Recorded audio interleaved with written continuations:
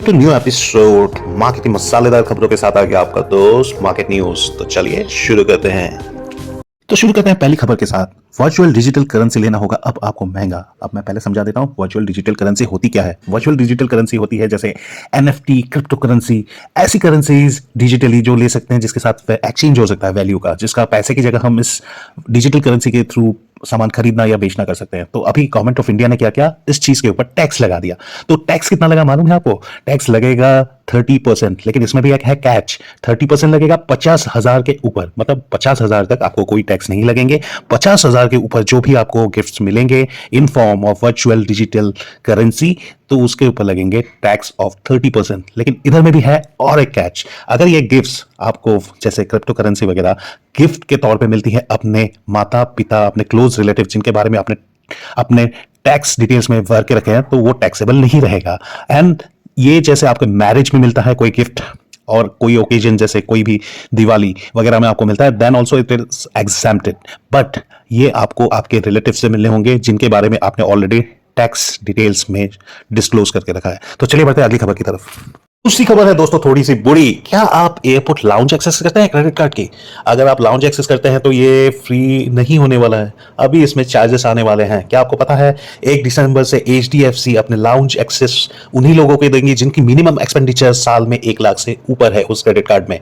और ये lounge access सिर्फ क्वार्टरली 2 ही मिलेंगी फ्री लाउंज एक्सेस, उसके बाद आपको पे करने होंगे। और तीन नक्शे कदम पे चलते हुए आईडीएफसी और आईसीआईसीआई ने भी मिनिमम स्पेंडिंग क्राइटेरिया इंट्रोड्यूस करने का सोचा है। तो इस बारे में आपका क्या कहना है, नीचे कमेंट में मेंशन जरूर कीजिएगा। तो रिसेंटली आपको ये न्यूज तो याद ही होगा कि अंबानी जी को भेजा गया था डेथ थ्रेट 20 करोड़ रुपए का रैंसम मांगते हुए, जो बढ़कर बाद में हो गया था 40 करोड़ रुपए।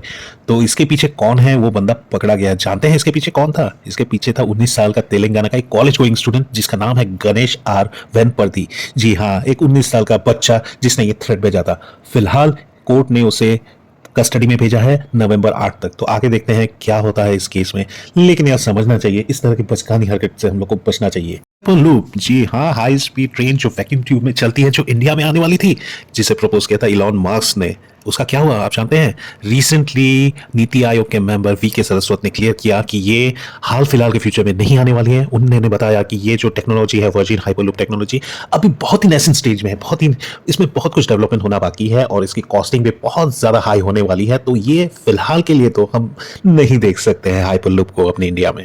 टैंक इन एयर, जी हाँ, आपने ठीक सुना, हवाई टैंक।